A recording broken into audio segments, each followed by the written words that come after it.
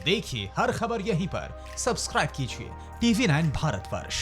चारों तरफ कोरोना की वजह से सब लोग बड़े निराश हैं और इस माहौल में एक छोटी सी आशा की किरण दिखाई दे रही है।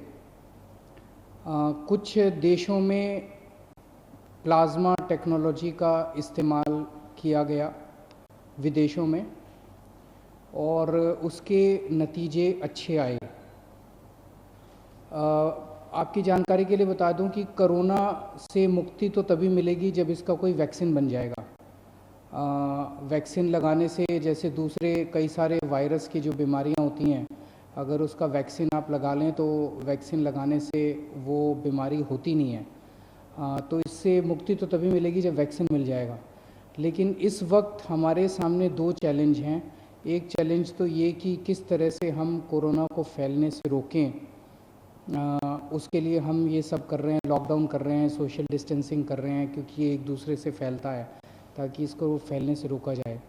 दूसरा सबसे बड़ा चैलेंज है कि अगर किसी को कोरोना हो जाए तो वो सब लोग चाहते हैं कि वो व्यक्ति अस्पताल से ठीक होकर अपने घर वापस चला जाए, उसकी मौत ना हो।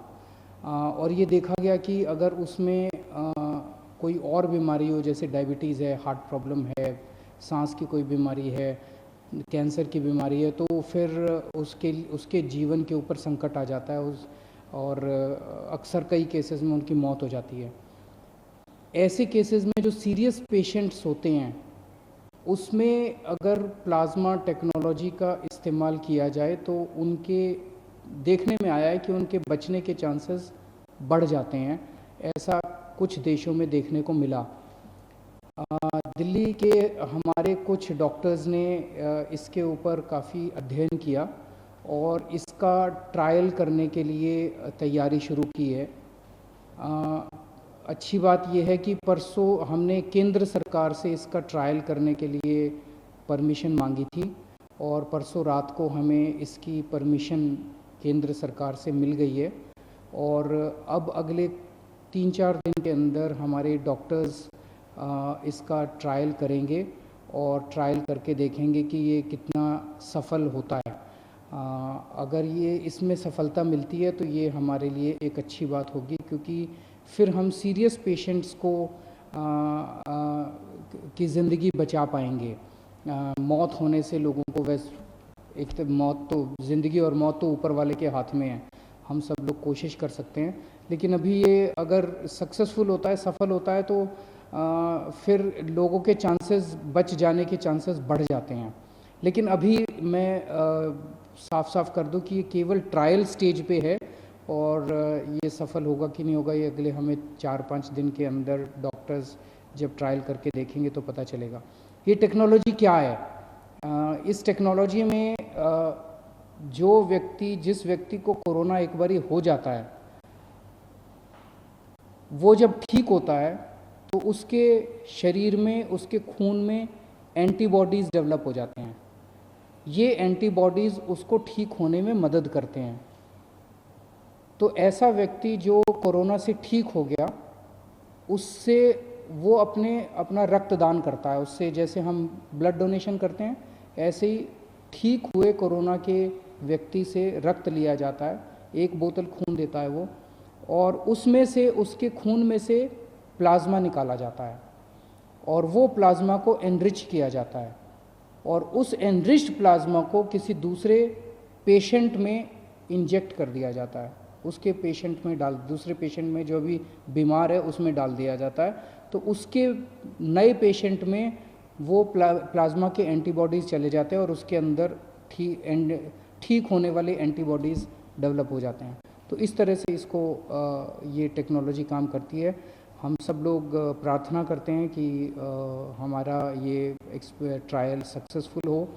अगर सक्सेसफुल होता है तो इससे एक उम्मीद बंधेगी। और भी कुछ राज्य, जैसे मुझे पता चला है केरला, महाराष्ट्र वगैरह इसके ऊपर काम कर रहे हैं और मैं उम्मीद करता हूँ कि सबके प्रयास इस बारे में सफल हों। दिल्ली में लगभग 57 के करीब हम लोगों ने कंटेनमेंट जोन्स बनाए हैं। जैसे मैं रोज़ बताता हूँ, कंटेनमेंट जोन वो हैं जहाँ पे हमें 3 या 3 से ज़्यादा, अगर किसी कॉलोनी के अंदर हमें या किसी गली के अंदर 3 या 3 से ज़्यादा कोरोना के मरीज मिलते हैं, तो उसको हम चारों तरफ से कॉलोनी को सील कर देते हैं। वहाँ के रहने वाले लोगों को बाहर नहीं आने देते और बाहर के लोगों को अंदर नहीं जाने देते, ताकि बीमारी बाहर ना फैले। और तो वहाँ पे फिर हम ऑपरेशन शील्ड चालू करते हैं, जिसके अंदर उस एरिया का सैनिटाइजेशन करते हैं। उस एरिया तो ऐसे कंटेनमेंट जोन्स के अंदर क्या क्या किया जाता है, इस बारे में अभी कई सारी गलतफहमियां हैं।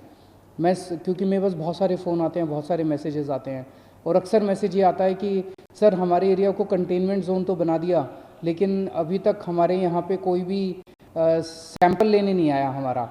तो मैं आपकी जानकारी के लिए बता दूं, कंटेनमेंट जोन में जैसे ही कंटेनमेंट जोन लागू किया जाता है, वहाँ पे सबसे पहला काम किया जाता है, आपके लिए एसेंशियल सर्विसेज की इंतज़ाम किया जाता है। तो आपके एरिया को सील कर दिया, और वहाँ पे आपके जो सील किया बाउंड्री के ऊपर आपके लिए सब्जी वाले का, दवाई वाले का, इसका सबका इंतज़ाम किया जाता है।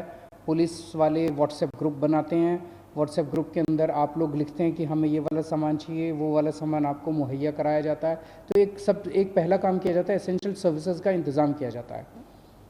एक काम किया जाता है, सैनिटाइजेशन किया जाता है पूरे एरिया का। जो मशीनें मैंने बताया था, उन मशीनों के ज़रिए उस एरिया को पूरे को सैनिटाइज किया जाता है। फिर डोर टू डोर सर्वे किया जाता है। सर्वे सबका होता है, हर एक के घर में कोई ना कोई दिल्ली सरकार की टीम जाती है और उनसे पूछती है कि आपके घर में कोई बीमार तो नहीं है, बुखार तो नहीं है, किसी को सांस की शिकायत तो नहीं है। तो जो कोरोना के सिम्टम्स हैं वो पूछते हैं कि आपको कोई ये सिम्टम्स तो नहीं है। ये सर्वे 100% लोगों का होता है। अगर किसी कंटेनमेंट जोन में अभी तक नहीं हुआ तो हो सकता है 2-4 दिन में हो जाए, क्योंकि बहुत ज़्यादा कंटेनमेंट जोन बन गए हैं, टीम्स थोड़ी सी कई बार कम पड़ जाती है एसडीएम के पास, तो वो 100% का होगा।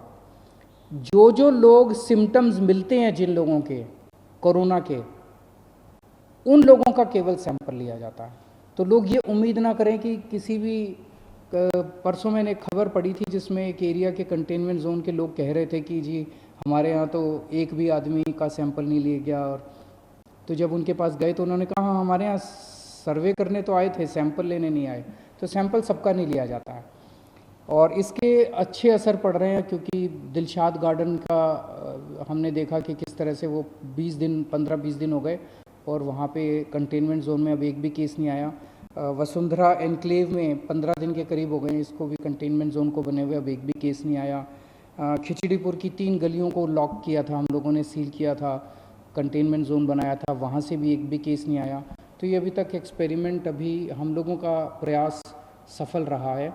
आप लोगों को दिक्कत तो बहुत आती है, लेकिन सबके सामूहिक प्रयास से ही, उससे ही हम लोग सफल हो पाएंगे। कल यमुना के तट के ऊपर कई सारे गरीब लोग, माइग्रेंट लोग इकट्ठे हो गए थे, और जैसे ही हमारी नज़र में लाया गया, उसको तुरंत हम लोगों ने उनके खाने का और उनके रहने का इंतज़ाम किया। सब लोगों को अलग अलग स्कूल की बिल्डिंग्स में उनके रहने का इंतज़ाम किया, और उनके खाने का भी हम लोगों ने इंतज़ाम किया है। मेरी आप सब लोगों से गुजारिश है, हाथ जोड़ के गुजारिश है, कि हमने सरकार की तरफ से खाने का बहुत इंतज़ाम किया हुआ है। कल भी 9 लाख लोगों ने लंच किया है और 9 लाख लोगों ने डिनर किया है, पका हुआ खाना। और कोई 9 लाख की बजाय 15 लाख भी लोग आ जाएंगे ना, 20 लाख भी लोग आ जाएंगे, उनका भी हम इंतज़ाम कर देंगे। तो खाने की कोई कमी नहीं है। उसी तरह से मैं बार बार बताता हूँ कि 71 लाख लोगों को हमने राशन दे दिया, जिनके पास राशन कार्ड थे, और जिनके पास राशन कार्ड नहीं थे उनको अभी राशन देने का सिलसिला जारी है। मेरी सभी मीडिया के साथियों से हाथ जोड़ के रिक्वेस्ट है, और मेरी सभी आम नागरिकों से भी हाथ जोड़ के रिक्वेस्ट है कि इतना अरेंजमेंट करने के बावजूद भी जो बहुत गरीब लोग हैं, उन लोगों को पता नहीं चल पाता कि सरकार ने क्या अरेंजमेंट कर रखा है। उन लोगों को पता नहीं चल पाता कि सरकार ने कहाँ अरेंजमेंट कर रखा है, मैं कहाँ जाऊँ, अगर कोई भूखा है तो वो कहाँ जाए। मेरी आपसे रिक्वेस्ट है, अगर ऐसा कहीं भी कोई, जैसे कल आप लोगों ने हमें यमुना के बारे में बताया, हमने तुरंत एक्शन लिया, ऐसे ही मैं सोशल मीडिया के ऊपर हमारी पूरी टीम लगी हुई है। जैसे कहीं से सोशल मीडिया में पता चलता है, कोई बताता है कि यहाँ पे ये आदमी, ये एक परिवार भूखा है, यहाँ पे एक आदमी भूखा है, यहाँ पे ये, हमारी पूरी टीम लगी हुई है। उसी वक्त उसको खाना पहुँचाने का काम किया जाता है, उसी वक्त उसका घर का इंतज़ाम, उसको रहने का इंतज़ाम किया जाता है। आप हमें बताइए कहाँ कौन भूखा है, हम उस तक खाना पहुँचाएँगे, ये जिम्मेदारी हमारी है। या अगर हमने जहाँ जहाँ हमारे सेंटर चल रहे हैं खाने के, उन सब जगहों की लिस्ट हमने पूरे नक्शे के ऊपर डाल दी है। अगर आपके लिए संभव हो, आप उस व्यक्ति को खाने वाली जगह ले जाइए, आप उसको खाना खिला दीजिए, बहुत पुण्य का काम है। इस वक्त सबकी जिम्मेदारी बनती है, ना कोई अकेली सरकार काम कर सकती है, ना कोई अकेली कोई एजेंसी सफल हो सकती है। सब लोग मिलके काम करेंगे तभी हम लोग सफल होंगे। तो मेरी आप सब लोगों से, मीडिया में एक जगह मैं देख रहा था, उन्होंने कहा कि इन लोगों ने एक वेबसाइट चालू कर दी है कि जिनके पास राशन कार्ड नहीं है वो राशन कार्ड के लिए अप्लाई करें। तो वेबसाइट पे कौन से गरीब लोग आ सकते हैं। आपकी जानकारी के लिए बता दूं, 15 लाख लोगों ने ऑलरेडी अप्लाई कर दिया राशन कार्ड। वो जिनके पास राशन कार्ड नहीं था, उन्होंने खाना लेने के लिए, राशन लेने के लिए 15 लाख लोगों ने अप्लाई कर दिया है। मैं समझता हूँ कि सब गरीब लोगों को इसके बारे में नहीं पता चलेगा, लेकिन हमारी जिम्मेदारी, हम सबको बताएं ना। सब एक दूसरे की मदद कर रहे हैं। जिन लोगों को वेबसाइट आती है वो उनकी मदद कर रहे हैं जिनको वेबसाइट नहीं आती है। लेकिन एक सिस्टम तो बनाना था ना। अगर जिन लोगों के पास कुछ भी नहीं है, उनके लिए ना कोई आधार कार्ड है, ना कोई किसी तरह का कार्ड नहीं, उनके लिए खाने का भी इंतजाम किया हुआ है। 9 लाख लोगों ने कल खाना खाया है। रोज़ हम 10 लाख लोगों को खाना खिला रहे हैं। तो सबको मिलजुल के प्रयास करना पड़ेगा।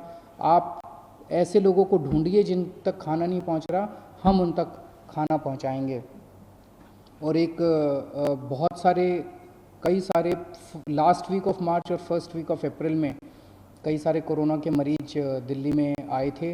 अब वो ठीक होने लगे हैं। आज मुझे पता चला, आज भी कई मरीजों को छुट्टी मिलेगी अस्पताल से, और आने वाले 3-4 दिन के अंदर कई सारे मरीजों को छुट्टी मिलेगी। उम्मीद करता हूँ सब लोग अपने अपने घर में खुशी खुशी जाएं और अपने दिल्ली के लोग कोरोना से बचे रहें जितना हो सकता है।